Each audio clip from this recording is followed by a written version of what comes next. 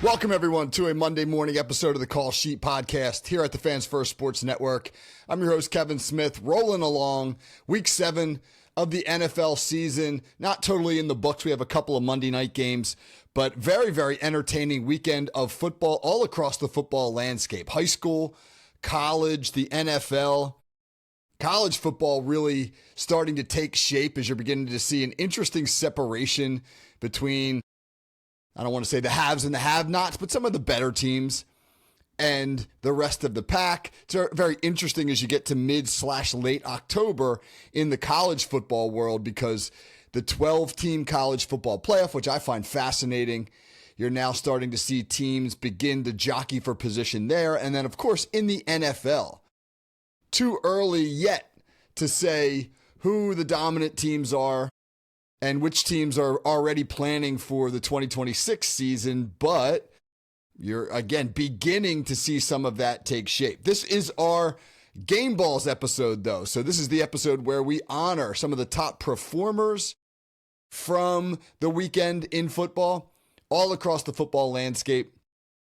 And we're excited to hand some game balls out. Let's start with this game ball to the Denver Broncos and New York Giants.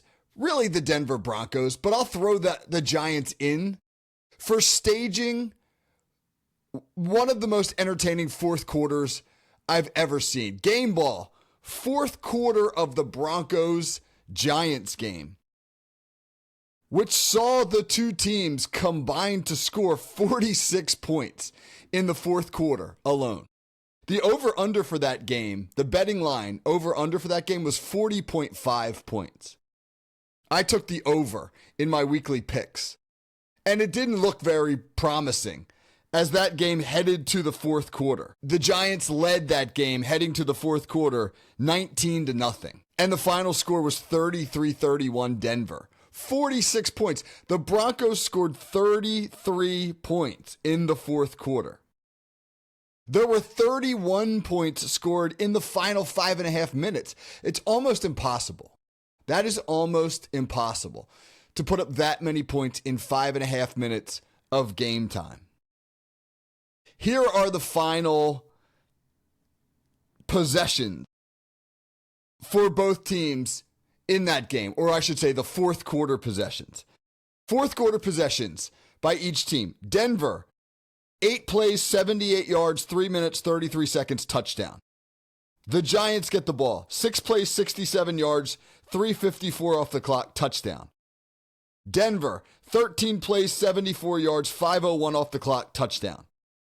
The Giants, 3 plays, 5 yards, just 26 seconds off the clock, interception. Which, of course, in 56 seconds of game clock, Denver converts into a touchdown. New York then has another very short drive, 3 plays, 2 yards, 1:09 off the clock, and they punt. Denver goes 68 yards in 6 plays and takes up 51 seconds to score. They take the lead in doing so, 30-26. They kick off. The Giants go 65 yards in 7 plays in 1 minute and 14 seconds, and they score with 37 seconds remaining to go back on top 32-30. But of course, 37 seconds, more than enough time for Bo Nix to complete a couple of throws down the field to Courtland Sutton. And on the final play of the game, Denver kicks a field goal to win it. 31 points in the final 5.5 minutes, 46 points in the quarter. I don't know if that's a record. I don't know what the most points scored in a quarter is. I'm going to guess it's more than 33. But it is a rare occasion where a team can top 30 points in a single quarter. Phenomenal job of play calling by Sean Payton. I thought he dialed up some really interesting things. He ran a quarterback pin and pull sweep from the 19-yard line for Denver's go-ahead touchdown with about 2 minutes and change to play. And I thought that the play calling on their final drive, when they were able to complete those 2 passes to Courtland Sutton, excellent. The throws by Bo Nix, excellent. Jackson Dart, after the Giants blow that big lead, composes himself and leads New York on a fantastic scoring drive. He winds up completing a 4th and 17 pass in that drive to keep that drive alive. A lot of good young quarterbacks in the NFL right now. Got a lot of guys who are fun to watch. And both Bo Nix and Jackson Dart are among that group. So, game ball number one, the fourth quarter of Denver and the Giants, one of the most entertaining quarters of football I have watched in a long time. Game ball number two, Jalen Hurts, Philadelphia Eagles quarterback, who posted a perfect quarterback rating on Sunday. Jalen Hurts went 19 out of 23 for 325 yards, 3 touchdowns, no interceptions, leading the Eagles to a 28-22 win, a much-needed win for the reeling Philadelphia Eagles over the Minnesota Vikings. And Hurts becomes the first quarterback in 2025 to post a perfect quarterback rating. The last quarterback to do it, Jared Goff, last year in a Lions 52-6 romp. I can't remember who they beat 52-6. It's escaping me. But yeah, 52-6 blowout win. Last November, Jared Goff posts the perfect quarterback rating, which is the bizarre number of 158.3. And I did some research into how is all this calculated, and it is a combination of completions, attempts, yards, touchdowns, interceptions, yards per pass. And you put all that into a blender, and it kicks back out to you this number, which has always seemed very arbitrary to me. But I found on Pro Football Reference a calculator, a quarterback rating calculator, where you can just plug numbers in, hypothetical numbers, and it'll kick you back a rating. So I said, all right, well, what's a decent day for a quarterback? I put in 20 out of 30, 215 yards, 2 touchdowns, and an interception. That's a decent day. 20 out of 30, 67% completions, 215 yards on 30 pass attempts is a little over 7 yards per attempt, which is right around the league average. 2 touchdowns and an interception, 2-to-1 ratio there, fairly solid. And it kicked back a quarterback rating of 95.83. And I kept tweaking it to get the numbers to go up, up, and up until I put in the following absurd numbers. 30 out of 30, 400 yards, 3 touchdowns, no interceptions. Now that would be quite the day. If a quarterback went 30 for 30 for 400 yards and 3 touchdowns and no interceptions, that would have to be a perfect day. Correct.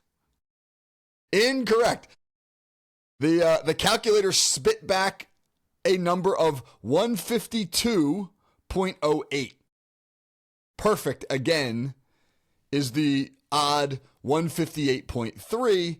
30 out of 30 for 400 yards, 3 touchdowns, and no interceptions will get you 152.08. Close, but not perfect. Why was Jalen Hurts' performance 19 out of 23, 325 yards, 3 touchdowns, no interceptions? Why was that perfect? But the 30 for 30 for 400 yard performance was not. And what I can take from that is the following. Yards per pass really matters because Hurts on 23 attempts threw for 325 yards, which is an average of almost 15 yards per attempt. And in my hypothetical, although the completion percentage was perfect, 30 out of 30, the 400 yards passing comes to an average of about 12 yards per attempt, something along those lines, maybe 13. It's less yards per attempt. And yards per attempt matters heavily, as do interceptions. If you throw 1 interception into the mix, which I figured out by going through the calculator and doing hypotheticals, you could throw 9 touchdowns and 1 interception. That 1 interception will keep you from a perfect quarterback rating. So very interesting just to look at how that's all calculated. Again, what matters? High completion percentage matters, yes, but what matters the most? Yards per attempt and no interceptions will get you on the road to perfect. So game ball number 2, Jalen Hurts, the first perfect quarterback rating of the 2025 season. By the way, the people who calculate this stuff have done ratings for every single NFL game played since 1948. I guess 1948 is the first time they had enough data to be able to calculate quarterback ratings. And in all that time, there have been 86 perfect quarterback ratings, in case you were keeping track at home. Jalen Hurts, the 86th perfect quarterback rating. Interestingly, there have only been 5 quarterbacks who have posted multiple perfect ratings. And I didn't write them down, darn it. I know Ben Roethlisberger's one of them. But I didn't write down, because his name jumped out to me as a Steelers fan, but I didn't write down who the 5 guys are. And Lamar Jackson's another one. I remember his name from that list, but I don't know the other 3.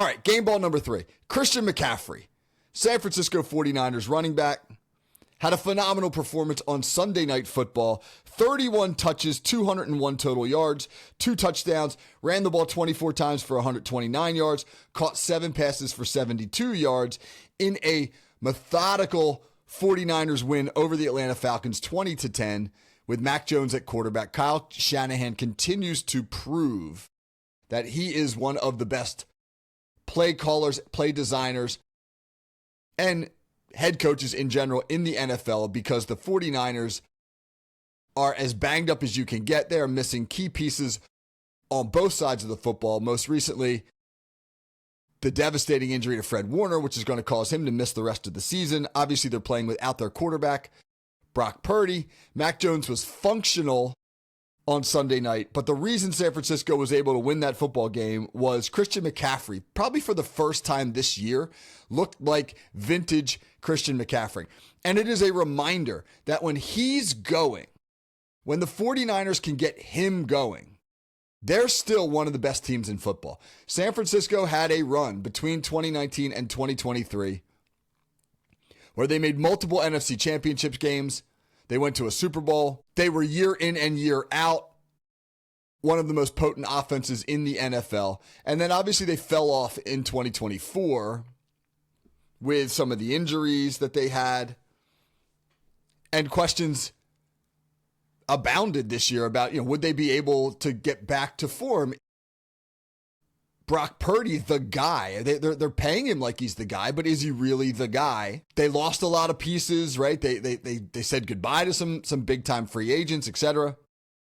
Is San Francisco still San Francisco? Well, they're 5-2, and they're atop the division with the Rams, and they look like a pretty good football team when they have Christian McCaffrey going.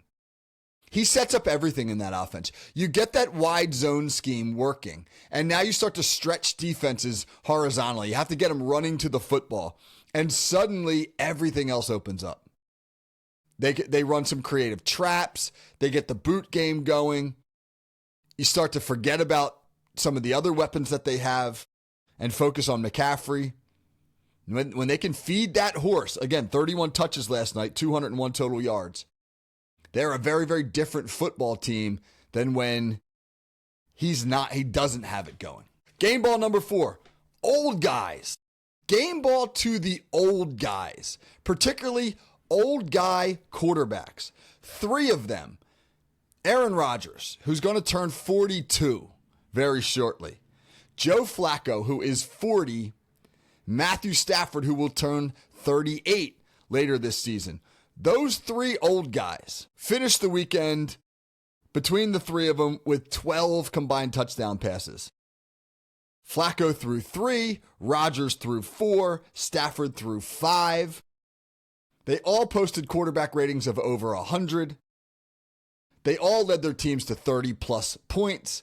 Flacco and Rodgers faced off in what I thought was hysterically labeled the Icy Hot Bowl, and it was a wildly entertaining game that Cincinnati won 33-31. These guys are all playing the position really well, an advanced age, at least football-wise. Why is that? Why are these older quarterbacks continuing to be able to play the game well beyond the years where players at other positions would have gone on to their life's work, as they say? I mean, a lot of it has to do, of course, with the fact that the demands, the physical demands of playing quarterback are not nearly as punishing as they are at other positions. Teams are increasingly, with these older quarterbacks who aren't quite as mobile as they once were, structuring the offense to get the ball out of their hands quickly. I mean, Flacco threw a steady diet of catch, rock, and throw quick routes against the Steelers, who reacted to the slant pattern like it was something that had just been invented and they'd never seen before.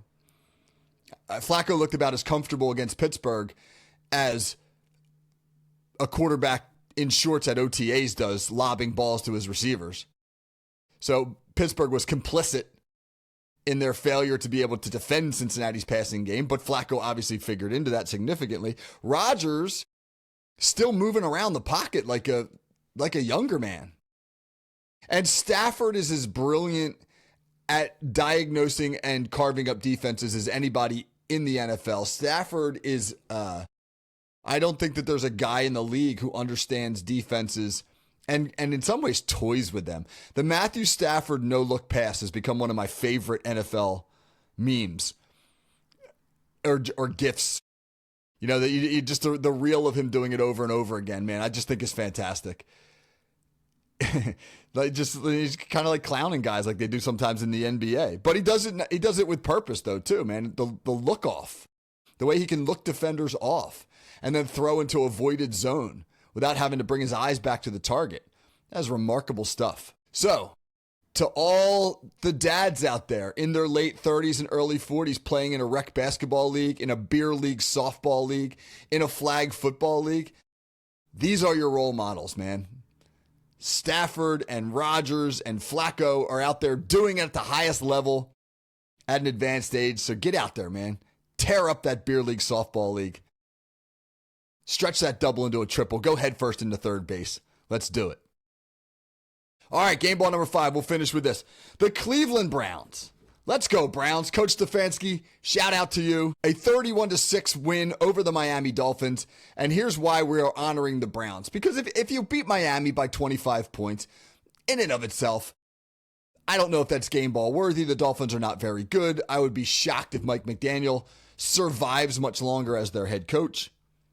But the 25-point margin of victory is Cleveland's largest over an AFC team this century.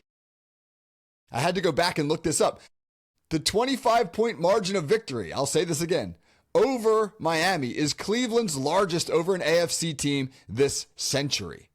I say AFC team because they have 2 margins of victory this century that are larger. A 27-0 win in 2023 and a 44-6 shellacking back in 2003, both of which came against, sorry, Kel, my sister, the Arizona Cardinals. My sister's favorite team, the Arizona Cardinals. Cleveland has waxed the Cardinals by 27 and 38 points, respectively, in games this century. But they have never beaten an AFC team in the entire century by as many points as they beat the Dolphins yesterday. And when I was going back to look at this, I went season by season and looked at all their margins of victories. And you forget. I mean, like everybody talks about, the Browns are terrible, blah, blah, blah.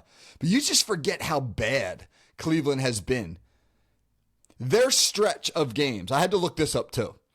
From 2015 to 2017, those 3 seasons, they went 4-44. 3-13 in 2015, 1-15 in 2016, 0-16 in 2017. 4-44. It is the worst 48-game stretch in NFL history. I had to go back and look that up. No team, well, I could only go back as far as the AFL-NFL merger. So since 1970, I'll asterisk that and say, since 1970, it is the worst 3-season stretch in NFL history.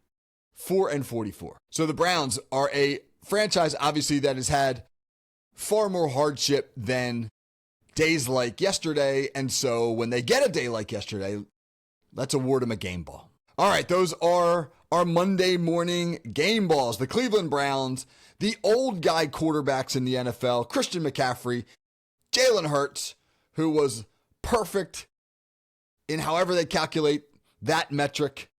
And of course, the wildly entertaining fourth quarter between the Denver Broncos and New York Giants. All right, join me Wednesday for our whiteboard show. Coach Lasasso will be back with me. We're talking about quarterback run game. We'll break down that pin and pull sweep that the Broncos ran with Bo Nix. We'll look at other versions of quarterback run that are being used throughout football this season. and talk about ways, why do you run them, how do they work, ways to defend them, etc. Going to be a great show with Coach Lasasso. And then, of course, follow me on X at KTSmithFFSN as I continue to crank out tons of video and film breakdown of all the entertaining things we're seeing throughout the football spectrum. Until then, hope everybody has a great day. Take care.